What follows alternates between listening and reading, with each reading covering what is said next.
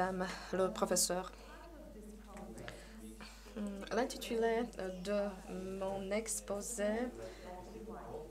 ou de ce congrès est très spécifique pour l'Afrique du Sud parce que ces mots noir et blanc, c'est très flou en ce qui concerne le contexte de l'Afrique du Sud. Durant l'époque d'apartheid, nous étions aussi bornés, fermés dans un contexte spécifique dont le résultat était le boycott international qui pourrait être pris pour un certain trou noir culturel. Et cela a duré jusqu'à 1994, où le Congrès national africain est devenu le parti dominant pendant les premières élections démocratiques. L'Afrique du Sud, dans la période post-apartheid, toujours se trouve dans une période de transition. Annie Combs le dit dans son introduction pour Histoire après apartheid qu'il y a une certaine tâche difficile pour assurer la transition jusqu'à la démocratie. Peut-être que la situation n'était pas si différente de la situation dans les pays de l'Europe de l'Est, parce que chez nous aussi, le parti dominant a culturé pendant la période d'apartheid la vie dans notre pays. Mais nous n'avons pas encore résolu pour le moment cette situation. Nous avons la constitution la plus moderne sur le continent africain, mais il y a toujours beaucoup de points qui sont injustes. Cette critique d'Arcoms dit que l'agenda pour la nation dans ce contexte si complexe peut-être n'aura ou ne prendra pas cette forme qui pourrait être espérée par le monde entier. Et de cette raison, on se trouve toujours dans la périphérie. Dans ce document, dans cette allocution, je vais vous parler des facteurs qui influencent le développement de l'art sud-africain et je vais citer des exemples exacts de la période d'apartheid jusqu'à la période post-apartheid, en utilisant des images appropriées ou des icônes de l'iconographie chrétienne.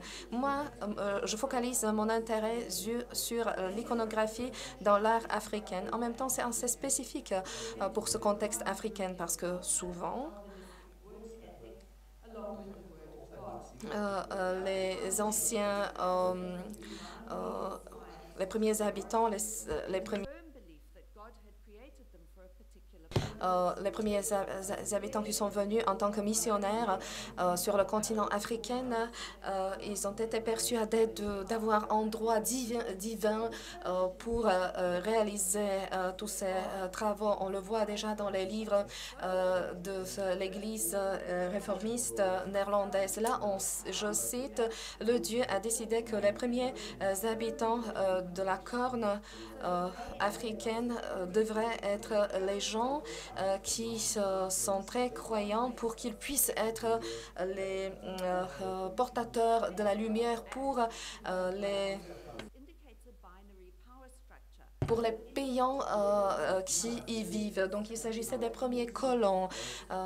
Donc, il s'agit dans ce cas-là dans une situation binaire caractérisée par la culture de la supériorité et de l'infériorité. Le critique d'art Biko parlait d'un outil de contrôle sur les habitants d'origine pour assurer la situation hiérarchiquement supérieure aux nouveaux colons. Les gens ou les artistes qui travaillaient durant la période d'apartheid utilisaient souvent l'iconographie comme un certain outil de lutte pour se libérer. Par exemple, vous voyez ici le Christ noir qui était symbole de défendeur de tout le peuple noir. Ici, dans cette œuvre d'Azariam Bata, vous pouvez découvrir sur cette image, Hérode, qui se trouve à nous, qui est associé au premier Verhofstadt de l'époque, au premier ministre Verhofstadt de l'époque. Il est habillé dans les habits des missionnaires traditionnels. Et puis les pasteurs, ce sont les érudits. Donc, dans un contexte sud-africain, c'était une des formes d'illustration des faits. Ici, sur l'image de Roland Harrison, de nouveau, vous voyez le Christ noir. En différence avec la première allégorie, vous voyez vraiment quelque chose qui parle en mots et en lettres. La répétition de la crucifixion, Lutili a été le leader de ce mouvement qui était une certaine allégorie de cette image. Il s'agissait finalement d'un défendeur, d'un lutteur pour la liberté qui a été crucifié. À gauche et à droite, vous voyez les représentants de l'apartheid qui sont habillés comme des soldats romains de l'époque. Vous voyez ici une certaine illustration des politiques de l'apartheid et vous voyez ici ce message révolutionnaire contre l'apartheid. Ce tableau a été peint en 1961. À l'époque, les activités politiques de Lutuli qui a été crucifié sur cette image ont été interdits. Bien sûr, que de la part d'apartheid, les représentants d'apartheid ont utilisé vraiment la censure très contrôlée, très importante. La critique d'art parlait des intérêts de l'Afrique du Sud qui ont été présentés comme les prioritaires. Donc, ce tableau, après sa présentation, a été attaqué par les représentants de l'État. Le peintre Harrison a été arrêté, a été torturé pendant 7 jours. Et son destin est devenu comme en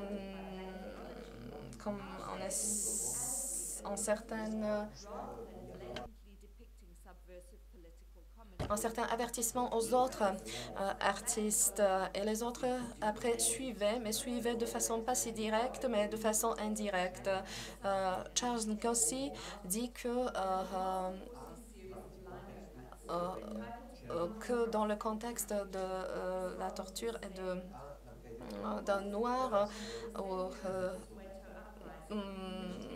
c'est finalement quelque chose qui décrit toute cette période. À l'époque de la rébellion, dans un quartier de la capitale, ont été peints ces tableaux. L'opposition et puis les artistes sont devenus beaucoup plus militants. Vous voyez ici vraiment cette douleur des gens sud-africains. Donc, c'est la propagande qui est liée avec la doctrine chrétienne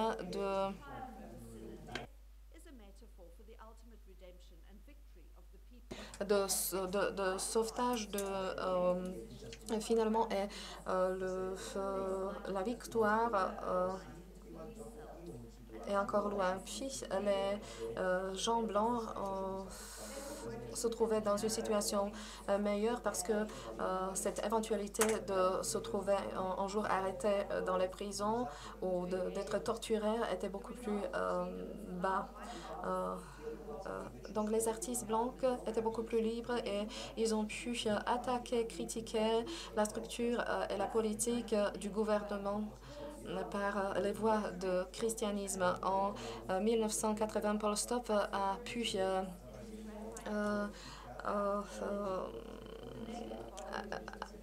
répétait l'arrêt et puis la torture de l'artiste Biko, qui a été finalement tué par les agents de police.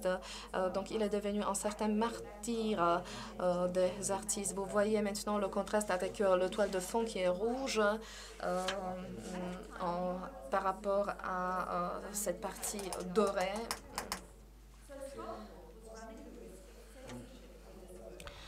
Et avec ces parties qui sont en noir, Diko a été présenté comme un rebelle dangereux. Donc, l'œuvre de Stanford ont été censurées, ainsi que ces tableaux.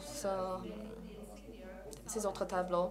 Ici, vous voyez le politique dumpster comme un certain dictateur dégénéré, mais avec une certaine auréole, symbole de la politique sud-africaine, symbole du pouvoir de ce régime. Vous voyez ici le visage anonyme qui pourrait être le visage du Dieu qui bénit, comme bénit cette personne. Donc, c'est la critique pure du régime. Il s'agit finalement de la parodie d'une image ou d'une œuvre de la peinture religieuse où on veut trouver en désaccord. Michel Foucault dit que le contrôle d'État de la société au XIVe siècle s'est unifié dans une seule partie. D'après Foucault, l'histoire du christianisme, c'est l'histoire de la formation des masses. Il s'agit finalement d'un message social. Comment les œuvres ou les peintures peuvent être mises en doute par les artistes contemporains. Si on prend en considération Foucault, lui, il a proposé une certaine anthologie où on prend en considération certaines conditions historiques et puis les valeurs qui sont reconnues par notre société. Sur la base de cela, nous faisons des images, des tableaux qui pourraient nous influencer. Maintenant, notre objectif n'est pas s'identifier avec le martyr ou le christianisme. Actuellement, les artistes sortant de l'iconographie essayent d'utiliser d'autres formes. On s'efforce actuellement de persuader le public pour accéder de façon beaucoup plus critique au tableau où les formes où les sujets chrétiens ont été mal utilisés par rapport au christianisme pur. Maintenant, vous voyez le Christ noir ou le martyr peut être perçu comme un gay modèle. À droite, vous voyez un tableau rigolo de Diane Victor et c'est finalement une réaction à l'homophobie qui existe toujours encore sur le territoire sud-africain. Conrad Bott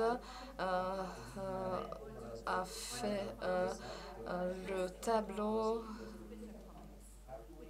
qui, finalement, Conrad Bott, c'est un auteur de bande dessinée et qui expose ses œuvres comme des autres artistes où il utilise tous ces sujets ou idées ironiques. Vous voyez ici à droite, par exemple, une peinture sur le verre où le Christ tient dans ses bras le péné. Donc, finalement, la nouvelle conception des nouveaux rôles du point de vue de genre. Sur ce transparent, vous voyez l'œuvre de Wim Botha, le Christ classique, qui est élaboré des pièces de Bible en 14 langues du monde entier. Autour de ce Christ, vous voyez des caméras TV qui enregistrent les visitateurs de la galerie sur la base de la sur la base du concept Big Brother Regard. Vous voyez les gens qui sont debout et qui regardent le Christ qui est pendu. C'est une allusion au suppliant qui présente une figure traditionnelle dans le contexte religieux. C'est un certain commentaire envers la régulation et le contrôle du public, de la population ordinaire. D'un côté, vous voyez ces concepts spirituels et abstraits. D'un autre côté, vous voyez ces règles forcées sur le public. Et dans ce matériau dont la statue est élaborée, donc les pièces, les parties, les morceaux de Bible, dans ces 11 langues, vous voyez un autre concept. En plus, vous voyez ces caméras, donc le Big Brother qui regarde, c'est un symbole du contrôle qui contrôle toute la société. En plus, vous voyez les principes sociaux qui ont été utilisés lors de la période d'apartheid. Ouf, le parti au pouvoir a utilisé et mal utilisé les sujets venant de la Bible et les sujets religieux. Vous voyez une autre œuvre assez controverse parce que cette œuvre a été perçue comme une œuvre qui unifie le Christ et un autre personnage. Donc, pour la plupart du public, il s'agissait de blasphémie. Mais après, l'auteur a expliqué qu'il s'agissait finalement de la mauvaise réaction parce qu'il a voulu expliquer quelque chose d'autre. Et cette œuvre est une section, une contribution qui est formée par plusieurs parties en bois, des panneaux en bois reliés qui forment comme un plasme. Et donc, comme un puzzle. Et donc, le caractère de ce puzzle forme petit à petit le corps de Jésus-Christ et donc en formant aussi un ciel, le ciel qui est sur nous et qui est aussi l'identité de notre Sauveur de la Bible, qui est mise en parallèle comme un Superman, comme quelqu'un qui vient nous sauver. Pendant la fête juive du Yom Kippour, symboliquement, il y avait une chèvre qui était tuée et éliminée de la société, et peut-être exactement cette combinaison de cette sorte de bouc émissaire de chèvre qui est éliminée, ça peut être aussi le diable qui est éliminé, qui est porté au dehors de la société. Mais nous, on dit bouc émissaire, souvent on pense aussi à quelqu'un qui se sacrifie. Donc même le sacrifice du Christ peut être relié à cette pensée. Mais nous voyons ici que ce personnage a l'aspect de Christ, mais en même temps, ça peut être aussi l'aspect de quelque chose de mauvais, du diable. Donc ça dépend de ce que nous pensons, de notre tradition. Et ici, on regarde aussi des façons dynamiques de comprendre les relations de dominance et de subordonnance. La cristallisation du pouvoir est toujours quelque chose d'instable et toujours quelque chose qui peut être remplacé par de nouvelles activités révolutionnaires, par des dissidents. Les artistes sont des dissidents qui parlent d'un types d'injustices qui existent dans la structure du pouvoir aujourd'hui et qui ont une fonction ontologique dans la société, la fonction du moment présent. Ils sont partie intégrante de la société, ils travaillent dans la société en ce qui concerne l'approche iconoclastique de la modernité. Et ici, on ne parle pas seulement du monde des valeurs dans ces images, mais on parle aussi des propriétés iconographiques de ces images. Et une des choses les plus importantes dans l'art contemporain est le fait qu'en théorie, comme je dis, en Afrique du Sud, on a une constitution très progressive qui garantit l'égalité pour tout le monde sans regard à la nationalité et à la couleur de la peau sur le papier. Mais en effet, dans la société sud-africaine, il y a effectivement des différences, des intolérances. Le gouvernement est corrompu. Il y a aussi d'autres formes de contrôle sous forme de renouvellement des valeurs traditionnelles, des valeurs qui sont dominantes et qui, par exemple, refusent les droits des homosexuels parce qu'ils ne sont pas des valeurs africaines. Et dans des études du centre de Johannesburg sur la violence, on a examiné qu'à partir de la fin de l'apartheid, rien n'est changé. En Afrique du Sud, il y a toujours la violence. Et ça fait partie, malheureusement, des conditions économiques et politiques du pays. Pendant l'apartheid, la violence pouvait être considérée comme une forme de résistance contre le pouvoir dictatorial. Mais aujourd'hui, on ne sait pas si cette violence est justifiée, parce qu'aujourd'hui, la violence n'est plus justifiée comme ailleurs. Aujourd'hui, il n'y a plus l'apartheid, et donc il n'y a plus cette volonté de répondre au régime dictatorial. Aujourd'hui, il y a le bien-être en Afrique du Sud, donc ce manque d'équilibre doit mener à une marginalisation. Et voilà, quand on regarde aux œuvres de Botha et aussi de Conrad Boetz, nous voyons aussi cette vision de proteste. C'est une allégorie politique qui se exprime à travers le moyen de la Bible et de l'histoire aussi, si l'on veut.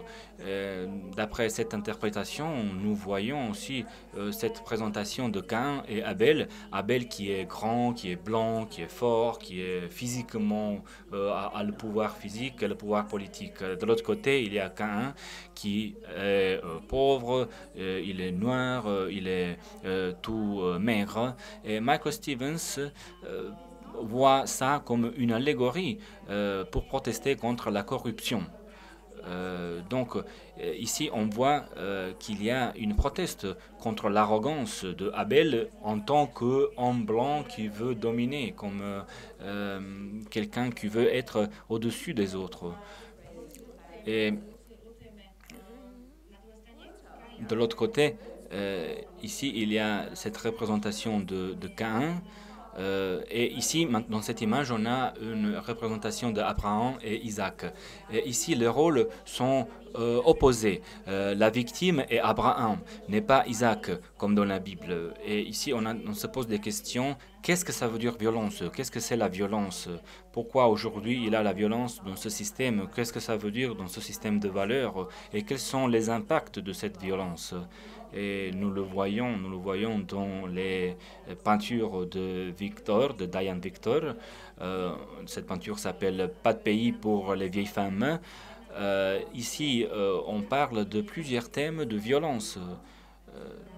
Par exemple, l'assassinat, l'homicide d'une vieille femme qui a été l'inspiration pour la création de cette œuvre. Vous voyez ici à droite, il y a un portrait.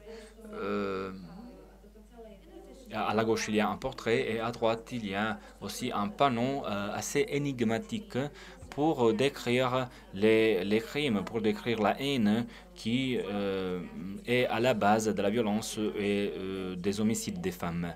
Une des victimes est ici raffigurée, illustrée, d'après les images traditionnelles, d'après des modèles traditionnels. Et nous voyons ici vraiment des différences entre la richesse et le niveau de vie en Afrique du Sud. Nous voyons que ceux qui, pendant l'apartheid, étaient supprimés, étaient les plus pauvres, aujourd'hui ne sont pas encore au même niveau que les Blancs. Et ici, on a une vision donc apocalyptique de la société dans ces panneaux. Il y a le thème aussi de l'Apocalypse, donc toujours d'inspiration biblique.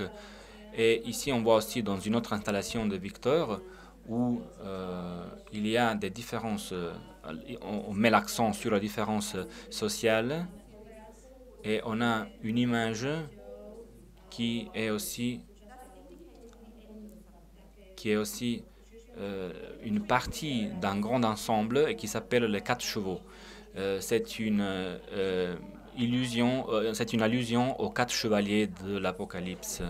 Et donc, nous voyons encore une fois les allégories qui viennent de la Bible et des prophéties de la Bible.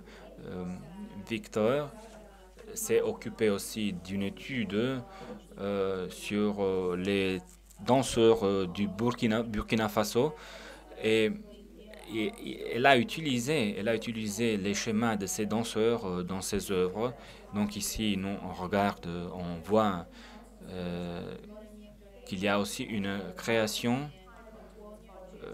où il y a quelque chose qui est partiellement un cheval, partiellement un homme, un être humain, et l'œil est le symbole d'un œil parce que dans ces danses, dans ces rituels, les yeux ont une signification fondamentale.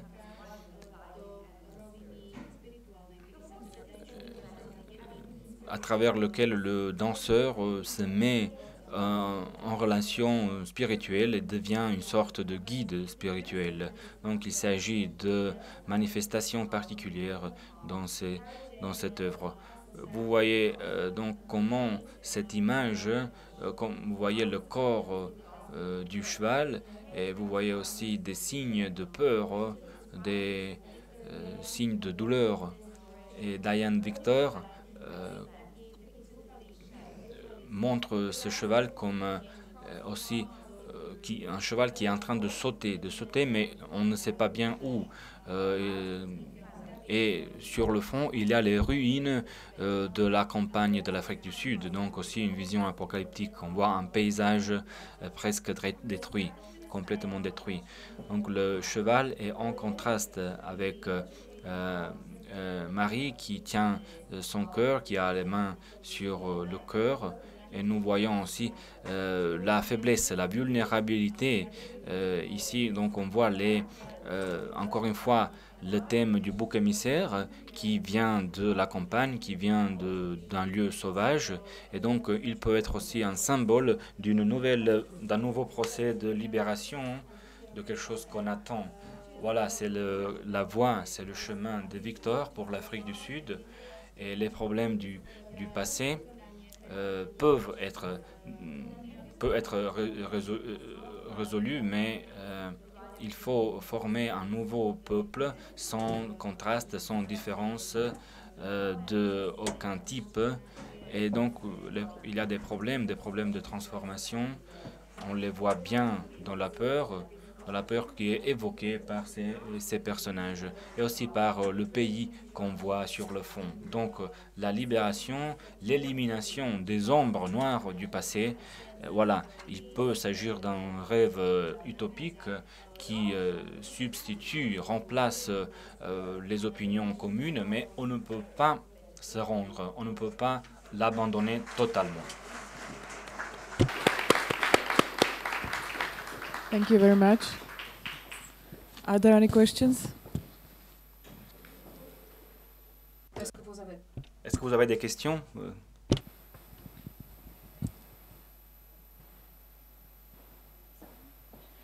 Thank you for Merci pour cette présentation exceptionnelle et pour vos images. La dernière image, je pense qu'elle est vraiment splendide. Elle parle pour soi-même. Je sais que l'Afrique du Sud était toujours l'ombre, avait toujours une ombre. Et dans cette conférence, on peut faire la comparaison aussi avec des philosophies dans l'Europe de l'Est. C'est le fait que les femmes ont été ignorées. Voilà. Je pense que c'est quelque chose qu'il faut rappeler. C'est comme si dans cette philosophie, les femmes ont été ignorées. Et vous, vous nous avez montré qu'en Afrique du Sud, ici, on a un rôle important aussi de la part des femmes. Et je veux savoir si ces images, est-ce qu'elles ont été exposées quelque part dans des expositions en Afrique du Sud? Oui, bien sûr, elles ont été exposées. Vous voyez ici les 8 maris. Cette œuvre est exposée à New York. Et la plupart de ces œuvres ont été exposées et, et elles sont très célèbres dans le monde. Ah oui, je viens de New York, mais j'avais jamais vu ces œuvres de iconographie, si l'on veut, d'allégorie sur la base des thèmes chrétiens. Oui, c'était en 2004, je pense, que ce panneau a été exposé. Et vous avez dit, mais maintenant rien n'est changé. Malgré la Constitution, rien n'est changé, c'est vrai. Vous avez dit qu'il y a toujours des différences à niveau du pouvoir. Réponse, oui, bien sûr, il y a toujours des différences. Malheureusement, la situation n'a pas changé. Il y a malheureusement une réalité qui est toujours la même, qui est perçue toujours de la même façon. Souvent, on a peur de faire des interférences avec la tradition, le traditionnalisme africain, parce que l'apartheid avait supprimé beaucoup d'éléments de la tradition sud-africaine et aujourd'hui, on a peur d'y revenir. Et bien sûr, il y a beaucoup d'autres aspects politiques. Qu'est-ce que vous voulez dire traditionnalisme? Le regard au passé? Oui, voilà, le regard vers le passé, de retourner dans les éléments du passé. Oui, je comprends ce que vous avez dit, de retourner aux origines. Merci beaucoup pour votre réponse.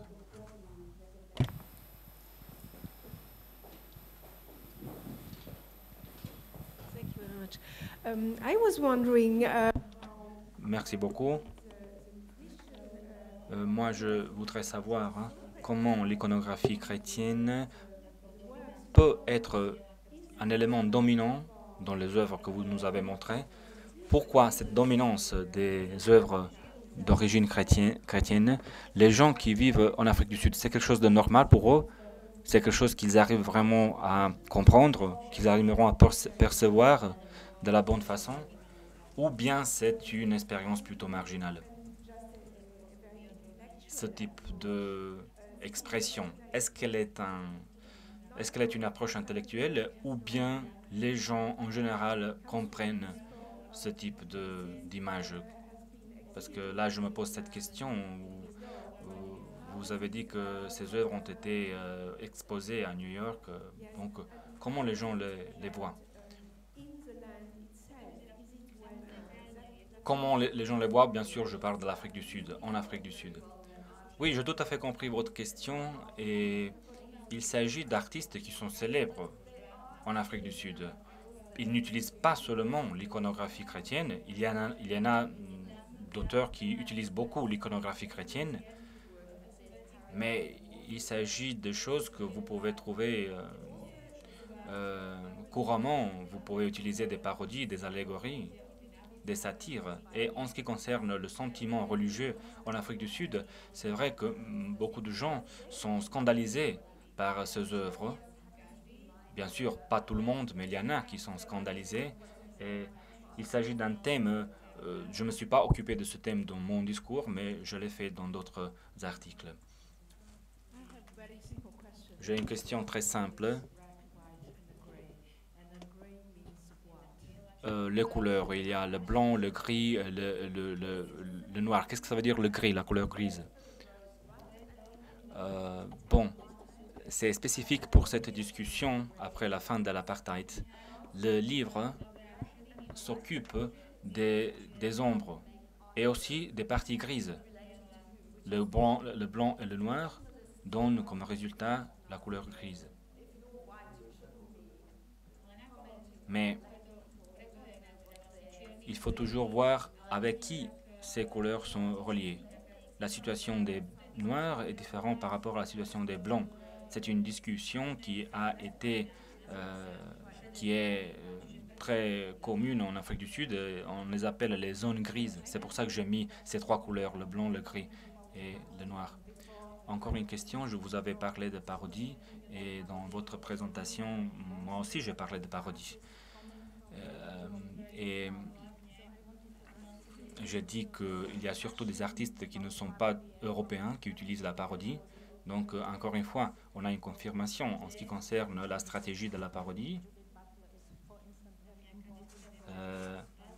Il y a une discussion en acte. Je sais que Judith Butler est une des personnages plus importants dans cette discussion.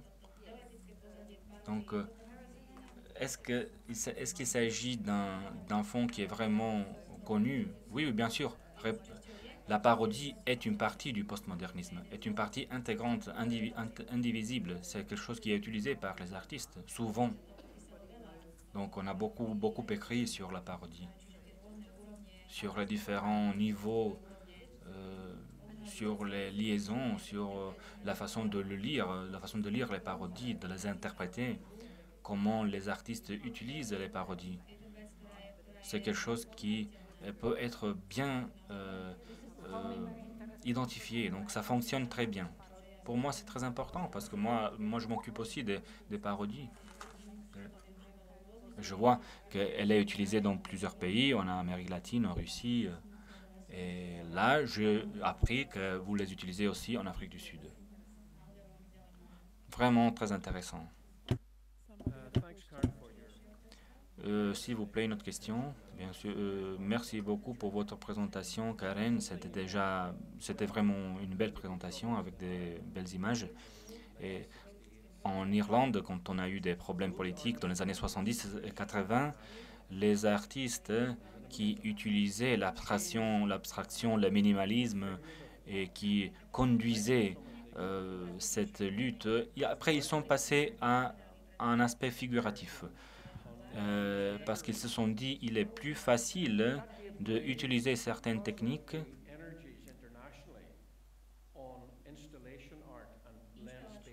d'utiliser un art à travers les installations, à travers d'autres moyens, d'utiliser le temps et les éléments du temps.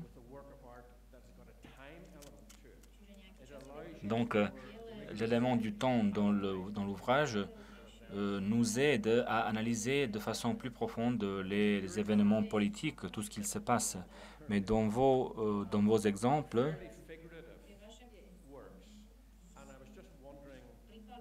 vos exemples sont des ouvrages figuratifs. Et moi, je me suis posé la question, est-ce qu'il y a en Afrique du Sud d'autres exemples de vidéos, de photographies, de médias interactifs, de moyens interactifs? Réponse, oui, bien sûr. Je me suis limité à certaines œuvres. J'ai mis seulement l'iconographie religieuse dans ma présentation, mais bien sûr, en Afrique du Sud, on a aussi d'autres exemples de l'art figuratif. Il y a plusieurs auteurs qui utilisent des installations, qui travaillent avec des photographies. Moi, peut-être qu'il y a plus d'artistes qui travaillent avec les installations que les artistes qui travaillent avec des éléments plus normaux.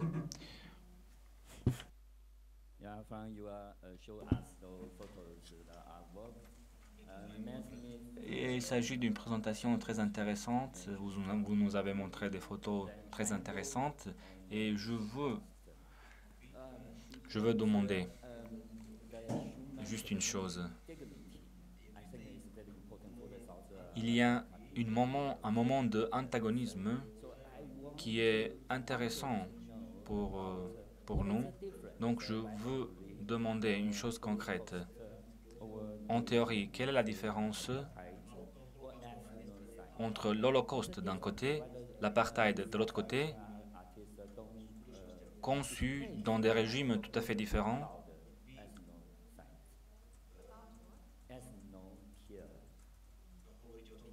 Parce que vous avez parlé de l'apartheid, mais est-ce que vous pouvez faire une comparaison? Could you maybe please repeat the question? L'animateur a prié le participant de répéter sa question. Est-ce que vous pouvez faire une comparaison entre l'Holocauste et l'apartheid? Voilà, en bref, si vous pouvez faire une sorte de rapport de relation. Il y avait une situation aussi de fort colonialisme en Afrique du Sud. Beaucoup de gens ont été tués. Donc, si vous pouvez faire une comparaison. Je suis désolé, mais je ne comprends pas votre question. Vraiment, je n'arrive pas bien à m'exprimer. Vous vous demandez si en Afrique du Sud, il y a des juifs, c'est ça? C'est ça votre question?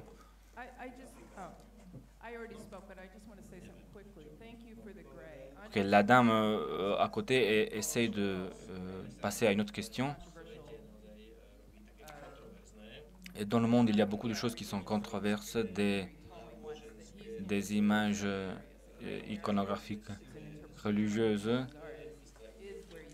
Et il y a aussi une sorte d'interprétation, quelque chose où vous vous occupez de la tension entre les blancs et les noirs. Voilà. Merci beaucoup pour cette présentation, Karine. Maintenant, il faut continuer parce qu'on a vraiment un grand retard, décalage horaire. On passe à un autre continent. Encore une petite question, si vous permettez, très brève, très court. Je vous en prie parce que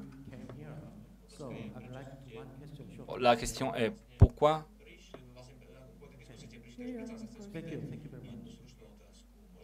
Oui, une question très courte. Ok. En ce qui concerne le rapport entre la politique européenne en Corée,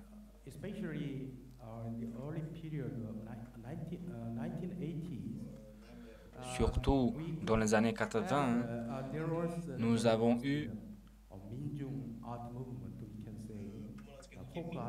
un groupe artistique, un mouvement qui s'appelait Minjung et qui était un mouvement populaire.